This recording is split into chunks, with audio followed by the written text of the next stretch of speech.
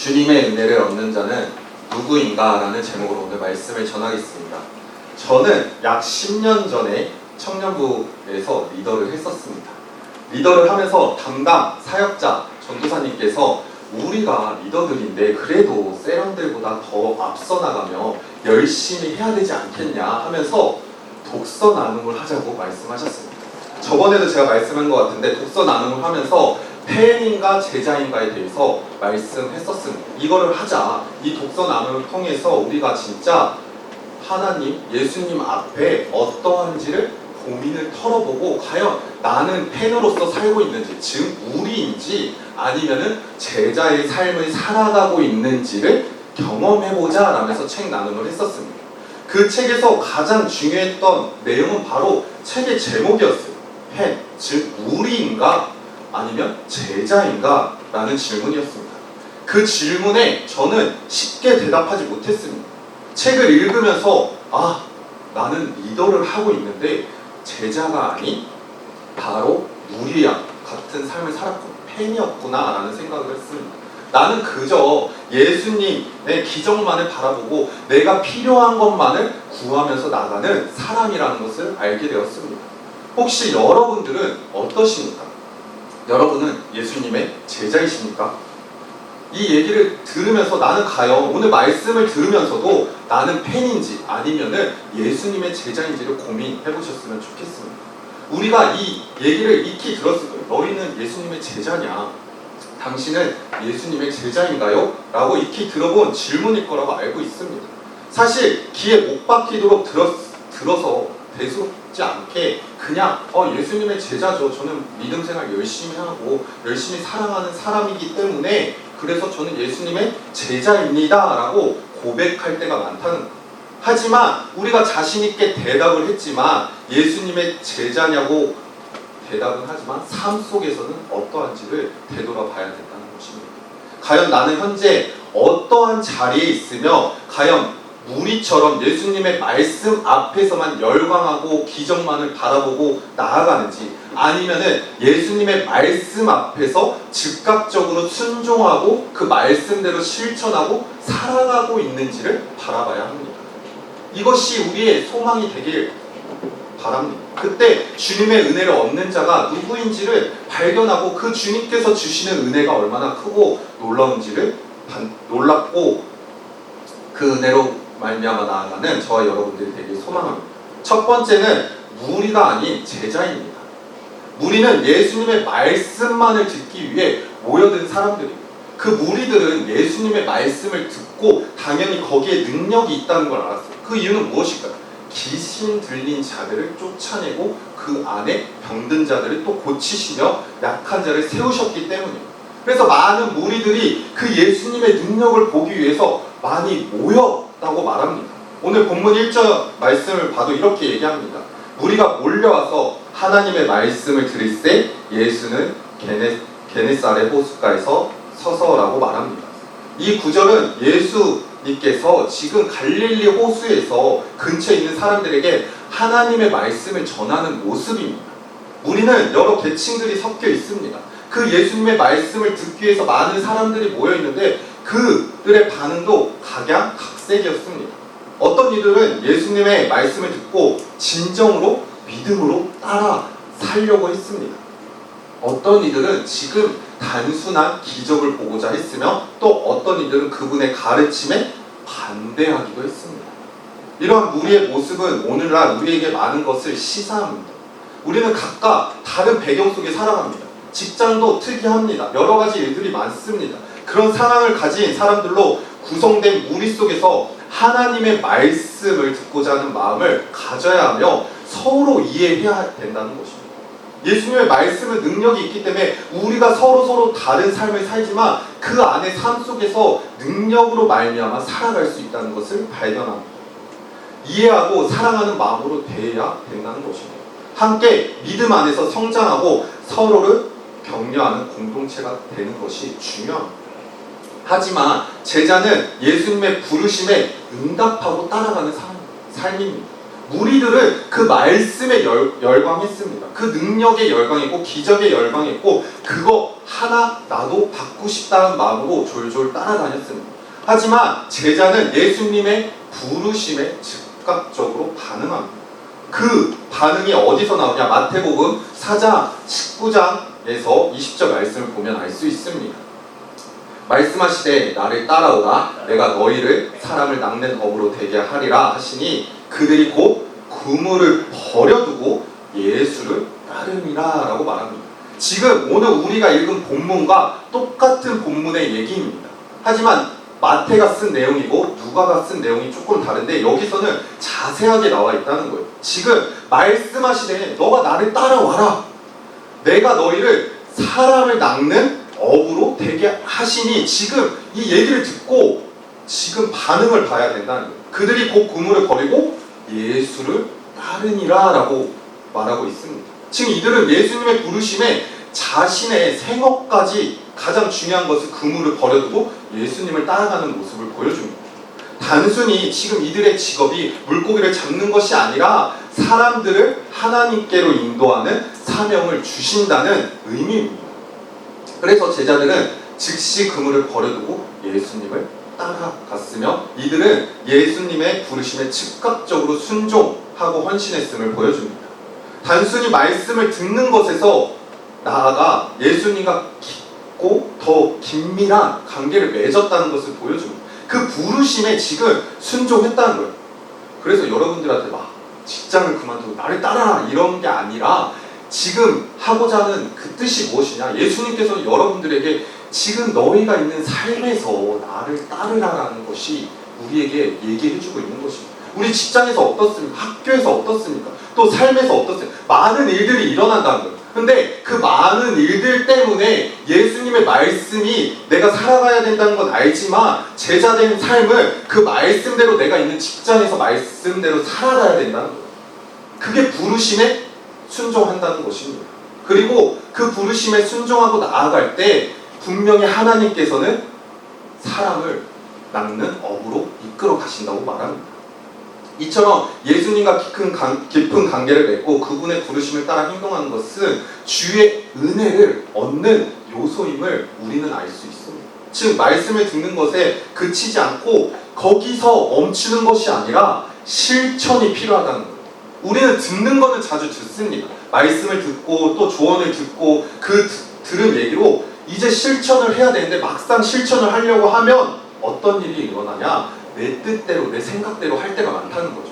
근데 오늘 말씀에서는 제자들에게 베드로에게 너가 그 나를 따르라 하는 말에 즉각적으로 듣고 즉각적으로 반응을 했다는 거죠. 이처럼 우리의 삶 가운데도 하나님의 말씀을 듣고 그 말씀을 들음으로 끝나는 것이 아니라 이제 그 삶 속에서도 실천으로 나아가는 저와 여러분들이 되기를 소망합니다. 두 번째는 말씀에 순종해야 되는 것입니다. 바로 이어서 베드로가 보여줬던 그 제자들이 보여줬던 것처럼 말씀에 순종해야 됩니다. 그럼 어떻게 해야 되냐? 자신의 경험과 상황을 뛰어넘어야 된다는 거예요. 본문 4절 말씀을 우리 같이 읽겠습니다. 말씀을 마치시고 시몬에게 이르되 깊은 데로 가서 그물을 내려 고기를 잡으라 라고 말합니다. 지금 말씀을 무리들에게 전하고 나서 마치고 이제 시몬 베드로에게 명령하십니다. 말씀을 깊은 데로 가서 너가 그물을 던져라 라고 얘기합니다. 근데 지금 이에 시몬 베드로는 이렇게 대답합니다. 선생님, 우리들이 밤이 새도록 수고하였는데 잡은 것이 없지만 그 말씀대로 하겠습니다 라는 모습을 보여줍니다. 그래서 내가 그 말씀에 의지하여 내가 그물을 내리니다 라고 고백합니다. 분명 베드로는 밤새도록 지금 고생을 했습니다. 그리고 평생 그의 직업이 무엇인지 우리는 알고 있습니다. 어부입니다. 어부의 직장을 갖고 그 어부의 삶을 살아갔는데 누구보다 잘 알고 그 직업에 대해서는 누가 뭐라 할 수 없었습니다. 근데 예수님이 와서 베드로에게 너가 지금 다시 저 깊은 데로 가서 그물을 던져라 라고 얘기를 합니다.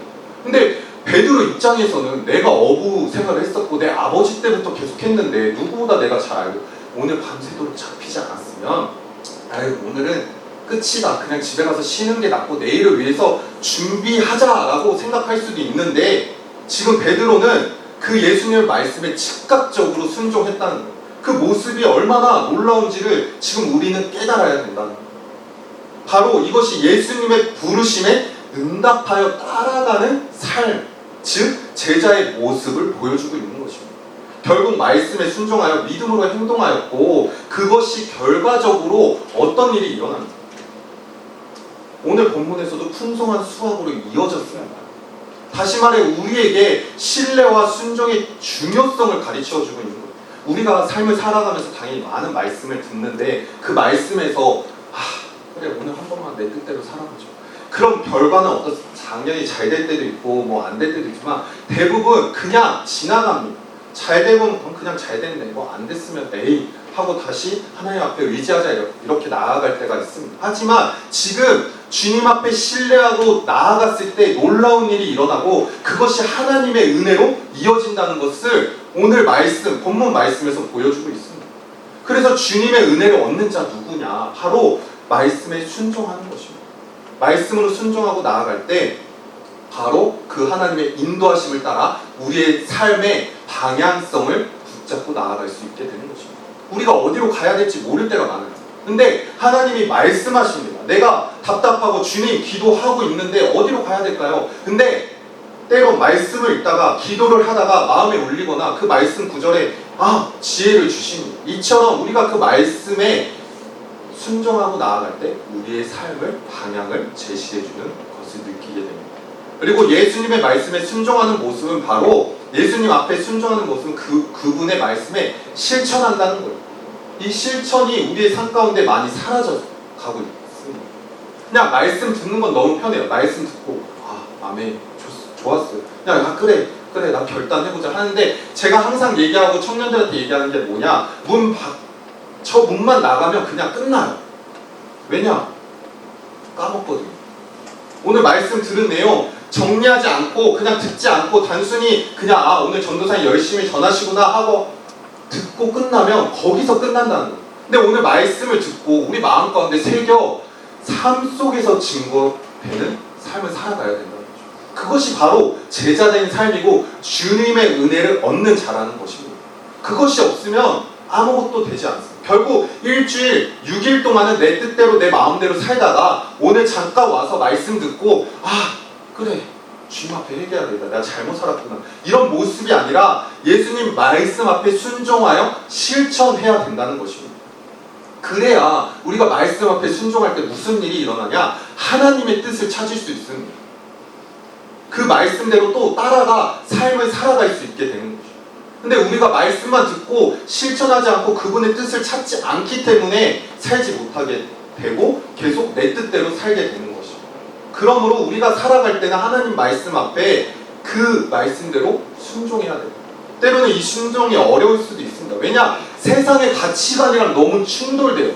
세상에 말하는 지혜와 너무 대립된다는 거예요. 그리고 우리의 본능, 또 우리가 이해할 수 없는 상황들을 직면할 때는 하나님이 너무 원망스럽다는 거예요. 그래서 순종하기가 어렵습니다. 그러나 우리는 하나님의 사랑과 지혜를 신뢰할 때 그로 말미암아 주님이 주시는 은혜를 얻는 자로서 또 제자된 삶을 살아가게 될 수 있습니다. 요한복음 14장 15절 말씀에서 이렇게 얘기합니다. 너희가 나를 사랑하면 나의 계명을 지켜라.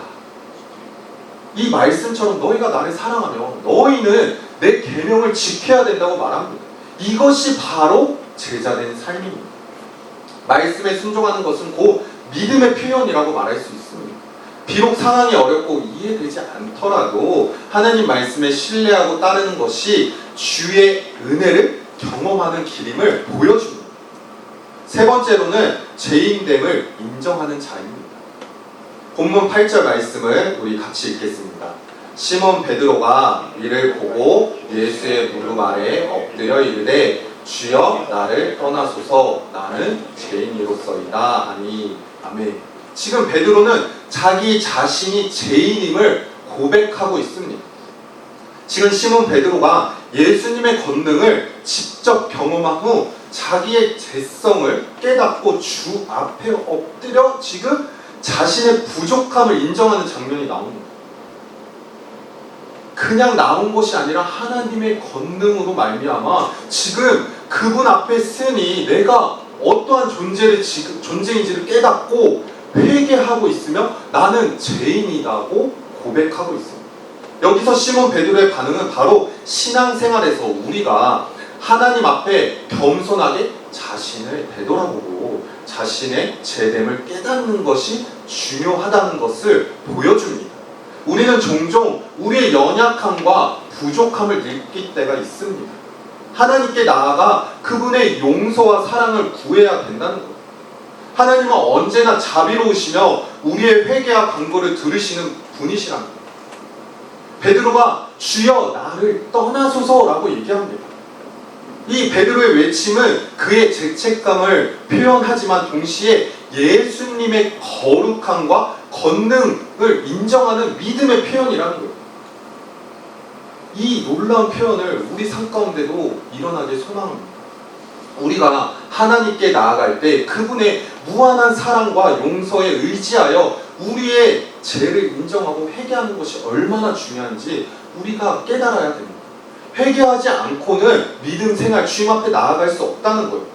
우리의 죄성이 얼마나 높고 얼마나 더럽고 얼마나 연약한지를 알아야 그 주님의 놀라우신 은혜를 경험할 수 있게 된다. 베드로는 그걸 경험하고 바로 내 자신이 지금 주여 나를 떠나소서. 그만큼 주님의 그 권능과 능력이 뛰어나기 때문에 이러한 고백이 나오고 또 내가 죄인이라는 것을 바로 즉각적으로 고백하는 것을 볼 수 있습니다. 그러기 위해 우리는 하나님의 거룩함을 깨달아야 합니다. 거룩함은 하나님께서 본질적으로 순결하시고 완전하시며 죄와 악으로부터 완전히 분리되어 계심을 의미합니다. 이 거룩하다는 것은 그냥 우리의 삶 가운데 거룩한 삶을 살아가야 됩니다 라고 말은 하지만 우리 스스로는 거룩할 수 없다는 거예요. 그럼 어떻게 해야 되냐? 이 거룩하신 하나님의 본질적이고 순결하시고 완전하신 그 주님을 믿고 따라갈 때 우리가 그나마 거룩함으로 살아갈 수 있게 된다고 말합니다. 이는 우리의 삶 속에서 하나님의 성품을 이해하고 그분의 뜻을 따라 노력을 더욱 강화시켜 준다는 거예요. 그분을 이해했을 때 그분이 얼마나 거룩한지 또 그분의 뜻을 따라 노력했을 때 우리의 신앙이 성장하듯이 그분을 닮아가게 된다고 말합니다. 여기서 말하는 거룩함은 깨달아야 된다는 것은 단순한 도덕적인 순결이 아니라 더 한층 더 깊게 얘기하며 하나님의 성품을 닮아가는 것을 얘기합니다. 이러한 과정을 통해서 하나님을 더욱더 거룩함을 더욱더 깊이 깨달을 수 있으며 이는 우리의 신앙을 더욱더 굳건하게 하고 하나님과의 관계를 더욱더 깊고 풍성하게 만들어줄 것입니다. 이것이 필요하다는 거예요. 거룩한 삶. 당연히 거룩하다는 거 우리가 압니다. 거룩하기 위해서 죄를 짓지 않고 그 거룩한 삶을 살기 위해 날마다 말씀에 순종하며 그 말씀을 묵상하고 기도하며 등등 많은 것을 하기 위해 노력한다는 거죠. 근데 그 행위적인 것을 열심히 하는 것도 중요하지만 거룩한 삶, 즉 예수님의 성품을 닮아가 그 예수님대로 살아가기 위해 우리가 노력해야 된다는 것입니다. 그로 말미암아 우리가 주의 은혜를 얻는 자로서 영광으로 살아갈 수 있게 됩니다.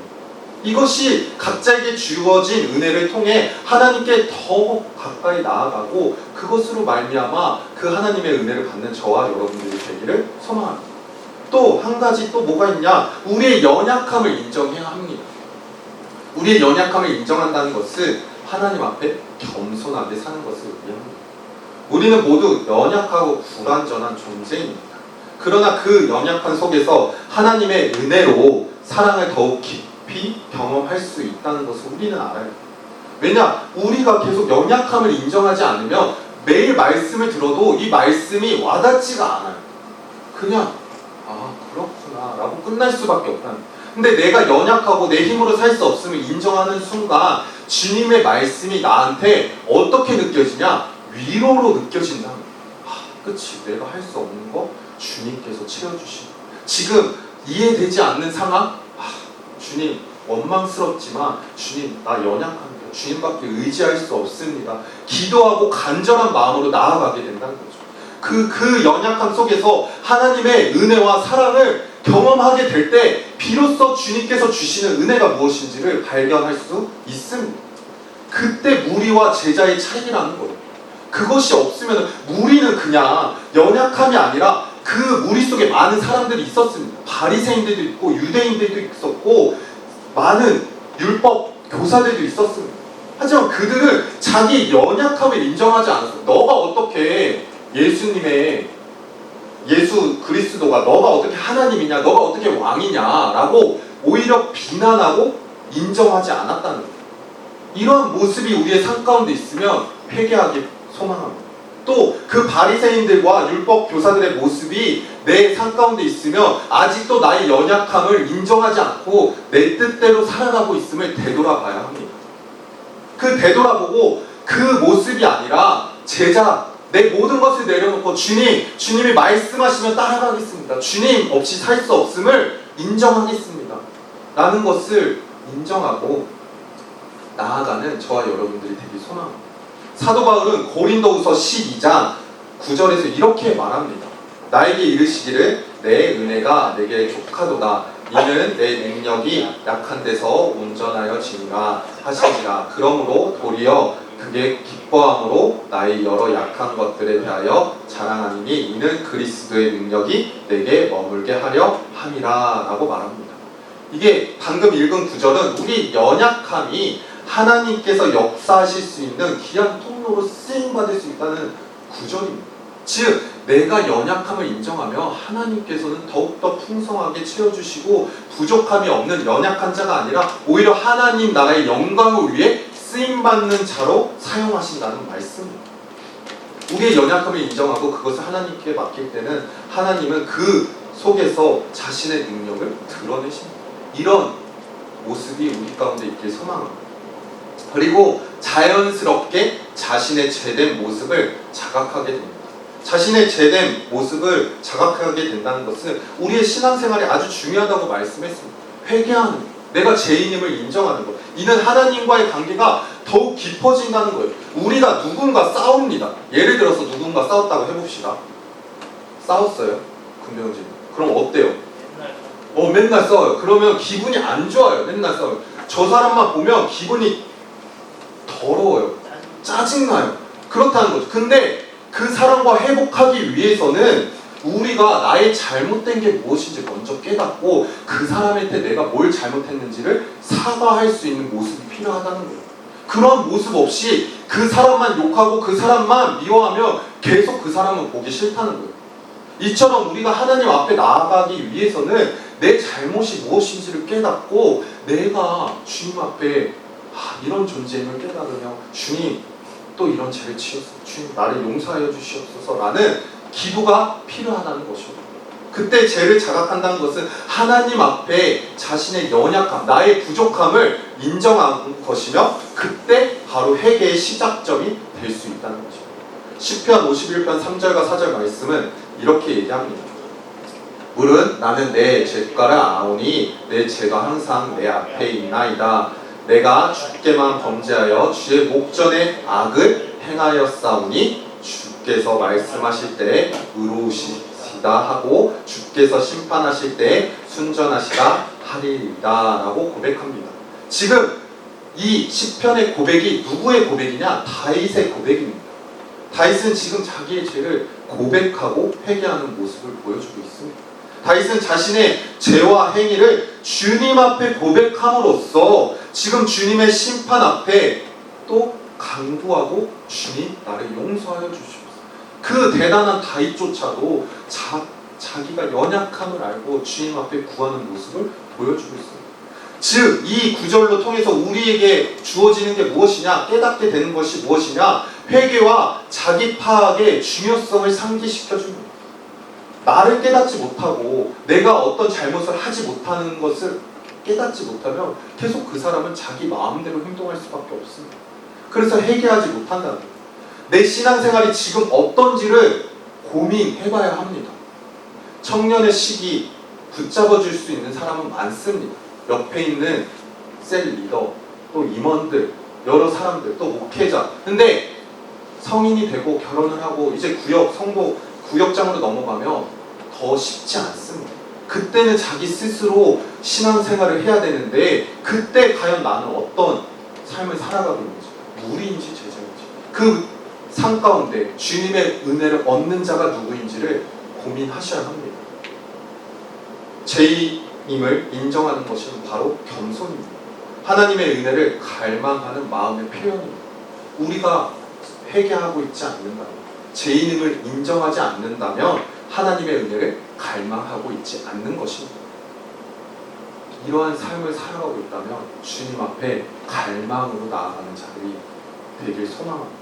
갈급함으로 나아가길 소망합니다. 그때 그것이 회개가 되고 나의 연약함을 인정하고 자신 안에 있는 연약함을 인정했을 때 하나님 앞에 도움을 구하고 그 도움으로 말미암아 주의 은혜를 얻는 자 누구인가? 바로 여러분들이 되길 소망합니다. 이 삶 가운데 그 주님의 은혜를 얻고 나아가길 소망합니다. 이 세상 쉽지 않습니다.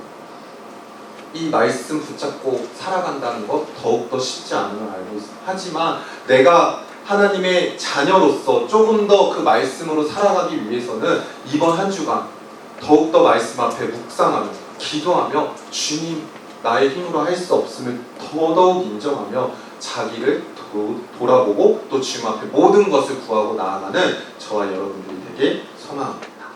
우리 다 같이 찬양